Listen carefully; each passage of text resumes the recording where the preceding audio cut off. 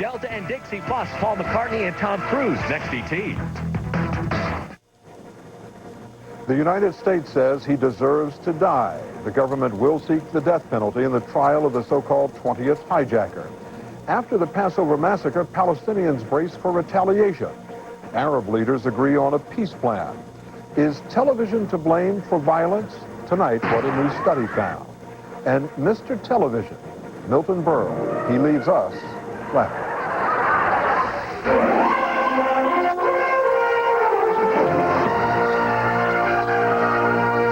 This is the CBS Evening News with Dan Rather.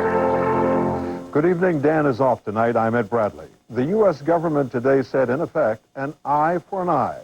The Justice Department announced it will ask a federal court to sentence Zacarias Moussaoui to death if he's convicted in the September 11th attack on America.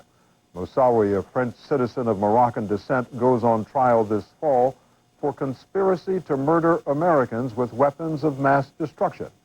Jim Stewart has the latest on the man prosecutors believe intended to be the 20th hijacker. As the only alleged co-conspirator of the September the 11th attacks in American hands, no one, not even his mother, was surprised today when the government said it will seek the death penalty for Zacarias Moussaoui. Attorney General John Ashcroft has long hinted that would be the case. In the notice, we have alleged numerous reasons called aggravating factors, which we believe indicate why the death penalty is appropriate.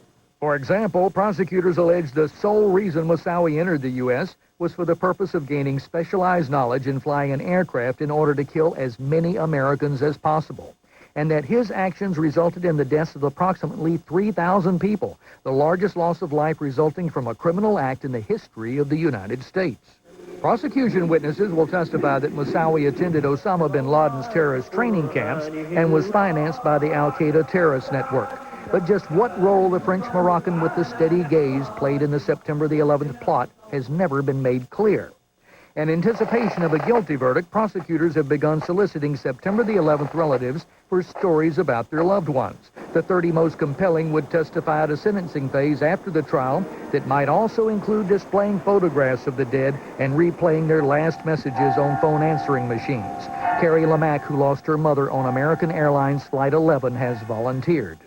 It allowed us to talk about our families, and in my sister's instance, talk about our mom and how much she meant to us and how much we loved her. Kathy Miller, another relative, said it will allow some families to make individuals of their loved ones again. I think that there were so many people that lost their lives and so many families that were affected that it's very important that we don't lump everybody in together. The decision to seek the death penalty has already had one consequence. France, which has a lengthy intelligence file on Moussaoui, but which also opposes capital punishment, said it will not share any information that may lead to his execution. Ed? Jim Stewart in Washington. In the Middle East today, 3 Jewish West Bank settlers were killed and 2 wounded by suspected Palestinian gunmen. But Israeli fury is still focused on last night's hotel suicide bombing, which killed 21 people celebrating Passover. Tonight, as Elizabeth Palmer reports, Israel appears ready to strike back. The Israeli army is making a very public show of moving tanks toward the West Bank as the Israeli cabinet meets in emergency session. Ariel Sharon has made it clear he's gunning for Yasser Arafat. Only one man is behind the terrorist acts, he says, and we have to take some decisions. In the Palestinian town of Ramallah, Yasser Arafat called his own hasty press conference, which had a whiff of desperation about it. Arafat announced he was ready to call a truce. I would like to reiterate our readiness to work in order for an immediate ceasefire. He also condemned yesterday's suicide bombing, which killed 21 people in an Israeli hotel. But it's probably too little, too late. The Israeli army has already called up military reservists, and all-day security around the West Bank has been tight.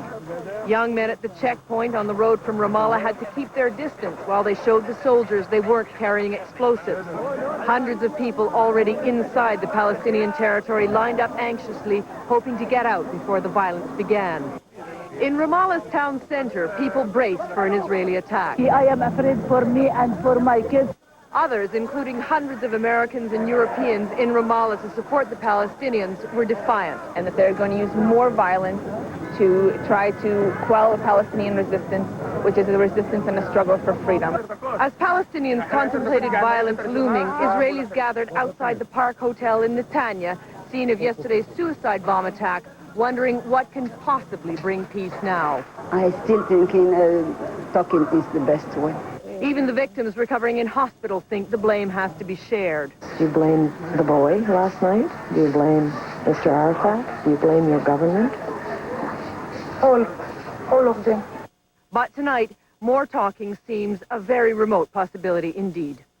The Israeli cabinet is in session right now. They're expected to vote within the next couple of hours on what are widely expected to be Israeli military strikes against Palestinian targets.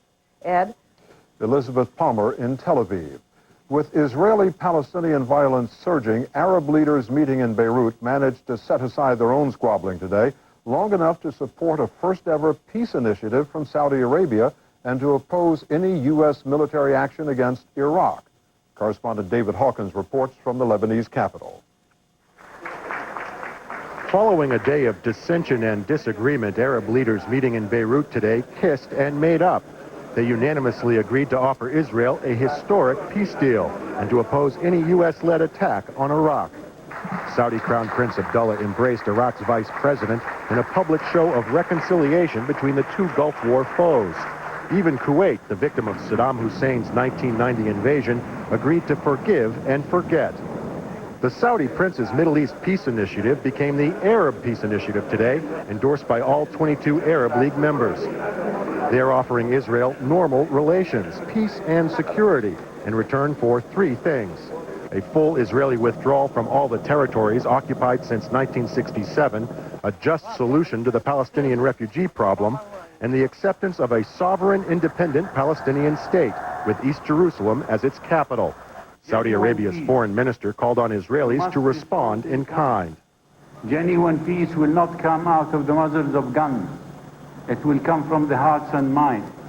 Israel, still reeling from a Passover suicide bomb attack and contemplating another military blitz against the Palestinians, described the Arab peace plan as interesting, but expressed reservations. Israel fears the Arab plan would result in the return of Palestinian refugees to their homes in Israel and bring about the demise of the Jewish state. Still, the United States, Israel's strongest supporter, welcomed the Arab peace plan. The Arab League decision to close ranks in defense of Iraq, however, could interfere with American plans to topple Saddam Hussein. David Hawkins, CBS News, Beirut. The deepening Israeli-Palestinian crisis and the Arabs closing ranks behind Iraq are frustrating setbacks for the Bush administration's foreign policymakers. Correspondent Bill Plant has more about that from the White House. The reconciliation between Saudi Arabia and Iraq and the Arab summit's opposition to any attack on Iraq amounted to a public rejection of U.S. policy goals in the Middle East. But there was no sign that this mattered to the president, who seemed to have Iraq in mind as he vowed again to go after the world's most dangerous leaders. We'll be deliberate. We'll be thoughtful. We will consult with our friends and allies. But when I said axis of evil, I meant it. The president's tough talk has upset many of America's friends and allies. The Israelis and Palestinians ignored a U.S. envoy sent to negotiate a ceasefire. Arab leaders rebuffed Vice President Cheney's personal appeal for cooperation in overthrowing Saddam Hussein. A former national security official says that should be a wake-up call. What is the priority for the United States is not necessarily the priority for others. And what they're facing here is the need to deal with trying to manage pursuing their goals, at the same time having to take into account the interests and the concerns of others. Former Republican Secretary of State Lawrence Eagleburger says the president can't let the Israeli-Palestinian conflict get in the way of the war against terrorism, even if that puts the U.S. out of step with nearly everyone in the region. That's too bad, but we're right and they're wrong. That's true, says Eagleburger, even if the U.S. ends up standing alone. If that means we have to act unilaterally, while I would prefer that we didn't, I think we have to do it. What's clear now is that the administration won't be able to focus only on the war against terror. It has now been drawn where it didn't want to go, into the morass that is the Middle East. Ed? Bill Plant at the White House. Defense Secretary Donald Rumsfeld said today, U.S. troops will remain in Afghanistan indefinitely. He said their main mission is still to hunt down and attack al-Qaeda and Taliban fighters. But to bolster Afghanistan's stability, U.S. forces will also train an Afghan National Army and may intervene to stop fighting between rival warlords. In Afghanistan today, a landmine explosion killed the U.S. Navy SEAL and wounded another serviceman. 35-year-old Chief Petty Officer Matthew Bourgeois of Tallahassee, Florida, died when he stepped on the mine during a training exercise near Kandahar. Near Seattle today, a vintage airplane owned by the National Air and Space Museum ditched in Puget Sound shortly after takeoff. There were no injuries. The Boeing 307 Stratoliner was the first high-altitude airliner with a pressurized cabin. This one was delivered to Pan Am in 1940. It's the Thursday edition of the CBS Evening News. Still ahead, it can stop a speeding bullet. The new shield saving American lives in Afghanistan. And Eye on America, teenagers, TV, and violence. What families need to know. No problem, Mr. Reagan. You know when you're not feeling like yourself. You're tired all the time. You may feel sad, hopeless, and lose interest in things you once loved.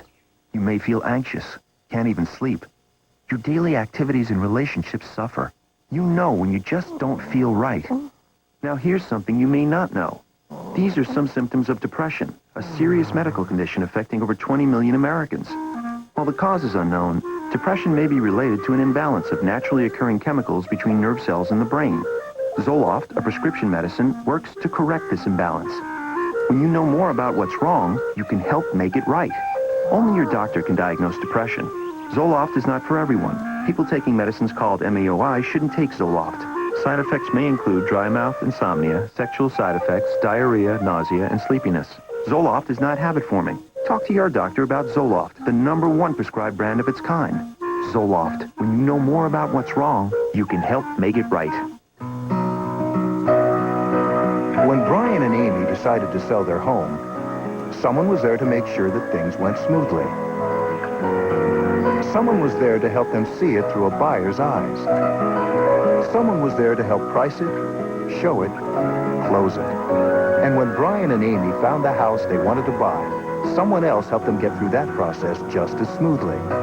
Work with someone who worked with you. We're realtors. Real estate is our life. You're just begging for heartburn, aren't you? What are you doing? Forget about these. Here, Norman turned me on to Pepsi Complete. And I tried one. One. That's all it took. One? Mm-hmm. Complete works fast like those, but lasts like those. Just one controls acid all day. Lasts all day. Nothing else like it. Where are you going? Sausages, anyone? Pepsi Complete. Just one, and heartburn's done. Hey, Dad, my tuition's due.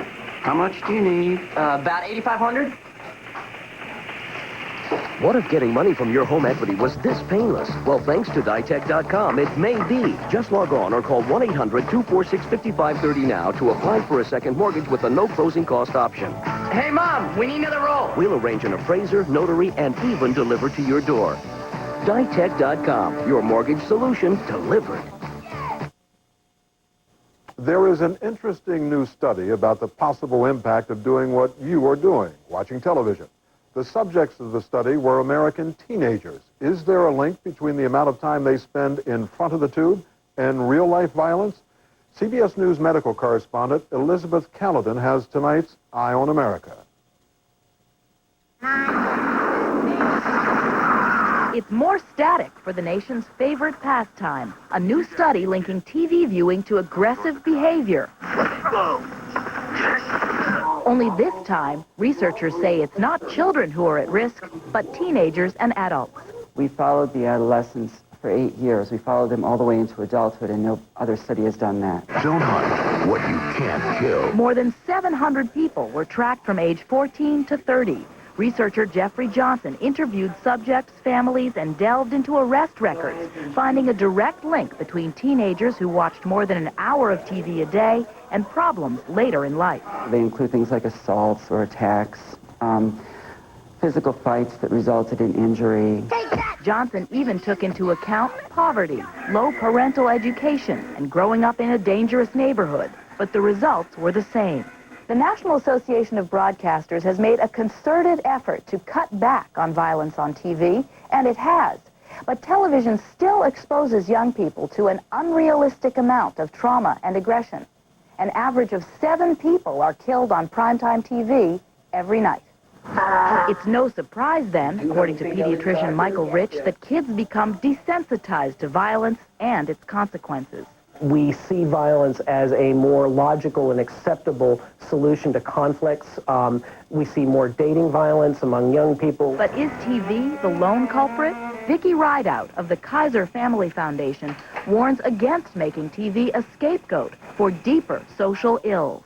There are a lot of really important risk factors at work here, from easy access to guns, to poverty, to parental neglect. Stay away from my kids. Television is here to stay, but with more studies suggesting its role in our lives is less than benign, experts say it's time that parents tune in to its potential dangers. In New York, I'm Elizabeth Caledon for Eye on America. A survey of teenage driving habits is not reassuring. Almost 80% of teenage males surveyed in Southern California admit to driving drunk, drag racing, or other reckless road behavior. Many of the teenage drivers say they're influenced by the poor driving habits of their parents, especially their fathers.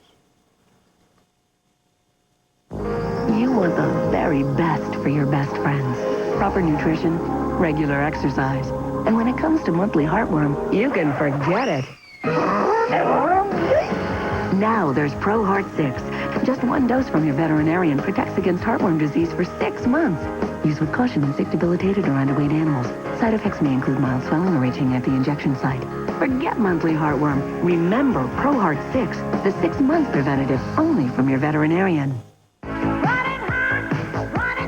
When my doctor first recommended hormone replacement therapy for menopause, I didn't listen. I was in denial. Then my hot flashes and night sweats got worse, making me tired and irritable. HRT relieves menopausal symptoms and prevents bone loss. HRT is not right for all women. Talk to your doctor about the benefits and risks. I said yes to HRT. Now my hot flashes are gone, I feel great. See your doctor and say yes to HRT. I'm bubbling over with good news for people who brush their dentures. New Polident has so much more effervescent power. It gets deep in crevices to clean out odor-causing food particles your brush can miss. New Polident for better odor control. What's better than buttery popcorn? We read your mind. Introducing Orville Redenbacher's sweet and buttery microwave popcorn. Covered in butter and sprinkled with sweetness. It's a totally new way to get Orvilleized. In my 30s, I tried everything for my headaches. Then I discovered Bayer Extra Strength, and the pain went away. In my 40s, I started getting bad back pain, and Bayer came through again. Now I have arthritis in my knees, and I still depend on Bayer Extra Strength. Bayer goes to work right at the site of pain and inflammation. Nothing works better. For relief I can always count on. There's still no better choice than Bayer. And regular strength aspirin is the only pain reliever that can help save your life. Bayer. Take it for pain, take it for life.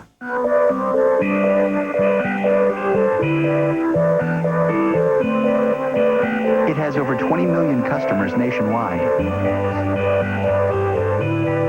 Works with nearly half the Fortune 1000. And provides the wireless network for BlackBerry and Palm. Bet you didn't know who's so big in business. Singular Wireless. What do you have to say? Big game hunting that's good for the animals? It sounds incredible, but it's true. Tomorrow, we'll take you to Africa to see how it works on the CBS Evening News with Dan Rather.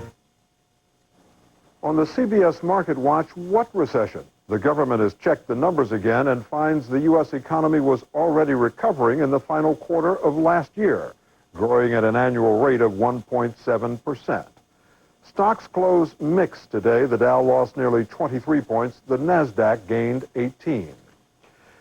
A new high-tech product of the U.S. defense industry has paid quick dividends in Afghanistan, where American soldiers face die-hard enemies fighting on their home turf.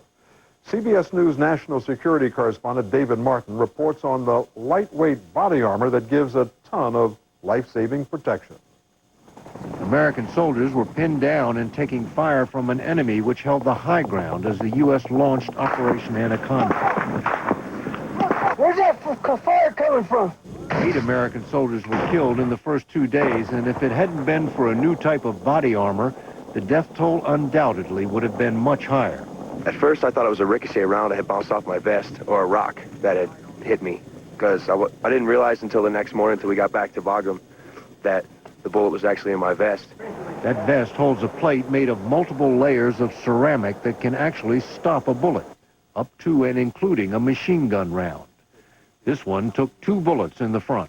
In the backside, you can tell because you've got a big dent in there, and the bullet is contained in there somewhere, probably in several pieces. That is a huge improvement over the flak jackets American soldiers used to wear. The previous version that we had, the flak vest, it will not stop any rounds at all. Just prevents you from shrapnel and things like that.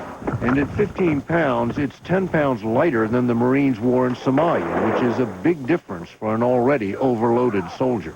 Oh, yeah. Oh, much better. A soldier carries up to 120 pounds of gear into combat. Help them up. Simple things like standing up become difficult. Difficult things like patrolling at 10,000 feet become an ordeal. Carrying all this stuff is sure ain't no joke. But neither is a machine gun, and that 15 pounds of body armor can be the difference between life and death. Everyone's back and alive, and so the body armor stopped. We know at least a couple of 7.62 rounds right in the chest. There are no silver bullets in the war against terrorism, but now that American soldiers have gone into the mountains to root out Al-Qaeda, a shield of ceramic body armor may be the next best thing. David Martin, CBS News, the Pentagon. You're watching the CBS Evening News, and up next, he was the first star of television when it was black and white and gold. Now, lady, now you know what you look like when you get up in the morning.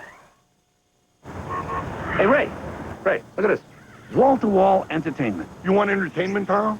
I'll give you entertainment. Look, Carl, I'm a maniac! Let's see their entertainment do this!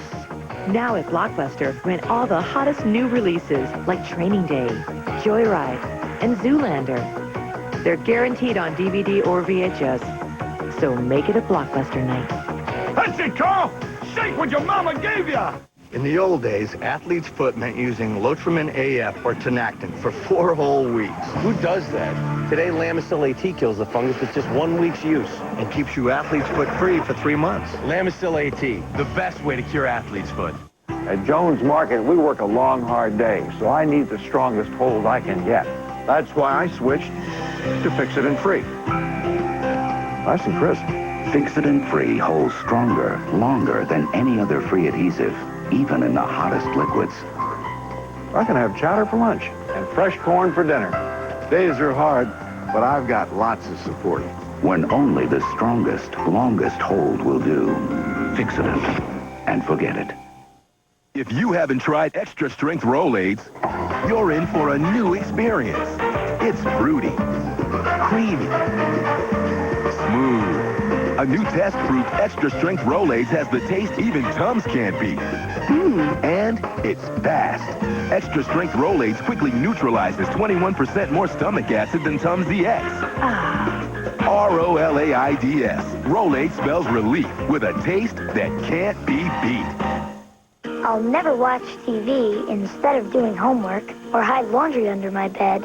I'll be the best dog if you give me what I need. You've got one chance to raise a healthy puppy. Introducing new Purina One brand large breed puppy formula. Purina has created the first and only puppy foods with a nutrient proven to help reduce the percentage of body fat during growth. So large breed puppies grow lean and healthy. And research shows these puppies need less fat and more love. Purina One, second to none. Ask your doctor or pharmacist about Vioxx, a prescription medicine available from your doctor. Or call 1-888-VIOXX22 for information. Vioxx. Employees were complaining about their coffee. Now they know why. The disgusting way a disgruntled worker got revenge at 6. One of Hollywood's master filmmakers, writer-director Billy Wilder, has died in Los Angeles at the age of 95. Wilder is probably best known for a movie that didn't win him an Oscar, the 1959 comedy Some Like It Hot. But he won 3 Oscars for The Apartment, 2 for The Lost Weekend, 1 for Sunset Boulevard, and many Oscar nominations for classics like Double Indemnity and Stalag 17. Everyone agreed Billy Wilder had a sharp wit. The actor William Holden went further. He said Wilder had a mind full of razor blades. We end this television broadcast tonight with a man who was there when television began and became its first big star. Jerry Bowen remembers Milton Berle. It seemed there was no stopping Milton Berle. Oh, Berle, you got some funny lines, but they're all in your face. I want to tell you. Even late in life, the master of the one-liner was still going for just one more laugh. This honor tonight is the most recent. Mr. Television, he was called, and for a very good reason. Back in 1948, it was Milton Berle who risked his career on this infant medium. No other big-name entertainer would touch it. But Berle grabbed the show and ran with it, taking America laughing and giggling into the television age. Lady, please. You got all night to make a fool of yourself. I only got an hour. Please. Don't laugh, lady. I saw the poor fish you're married to. And nobody laughed harder or louder than that lady in the balcony. Lady, don't laugh. You may have children of your own one of these days. The lady was Berle's mother, Sandra, the ultimate stage mother, who pushed Milton into show business when he was just 5 years old. As a child actor, Berle appeared in a dozen silent films with the legendary Charlie Chaplin. Vaudeville and B-movies followed, but television changed everything. Tuesday nights, Berle owned America. 80% of TV sets were tuned to his unpredictable live show and his surprising mix of celebrities. I'm a pretty brash guy, you know that. Well, of course, I'm not brash. I'm rash. From poet and author Carl Sandburg to Frank Sinatra to Elvis. So popular that parents appealed to Berle for help. As he told Edward R. Murrow on Person to Person, too many children were staying up past their bedtimes to see him. So I said, good night, children. Don't stay up too late. This is Uncle Milty. And it sort of caught on right after that, and everybody kept calling me Uncle Milty. NBC signed Uncle Milty to a lifetime contract, 30 years. It expired long before he did, and his show went off the air in the mid-50s, a victim of TV westerns and bad ratings. Berle, the host, became Berle, the guest, on other shows, but he had led the way. I really feel like a 20-year-old. Unfortunately, there's never one around. And he'll be remembered for his jokes, the collection of nearly 7 million jokes he acquired over the years, the one-liners he was frequently accused of borrowing from others. Didn't matter. The man was funny. Don't laugh, lady. Now you know what you look like when you get up in the morning. Hey, lady, your kid did just fine. Enjoy yourself, because it's only one time around, baby. In Hollywood, I'm Jerry Bowen, CBS News. And that's the CBS Evening News. For Dan Rather, I'm Ed Bradley, CBS News in New York. Good night. For news 24 hours a day, CBS.com on the Internet and on our interactive partner, America Online, at keyword CBS News. Big game hunting that's actually good for the animals tomorrow. Experience CBS News. Now, live from Coin Center, this is Coin 6 News at 6. A plane slams into a Seattle bay. It's stuck, but it's intact. We'll have the latest live from Seattle. The families of the missing Oregon City girls make another new attempt to get someone to recognize the girls while dogs again sniff out the area where they were last seen. And with the recession in full swing, Oregon liquor store owners are enjoying huge profits. Good evening, I'm Karen Adams. I'm Jeff Gianola. It's 6 o'clock, and here's the latest. A plane crashes into a Seattle bay as people lunch at a waterfront restaurant. It happened in Elliott Bay off Alki Point, just across the bay from downtown Seattle. Kevin McCarty is on the scene, and he joins us now with the latest. Kevin? Jeff, it was an incredible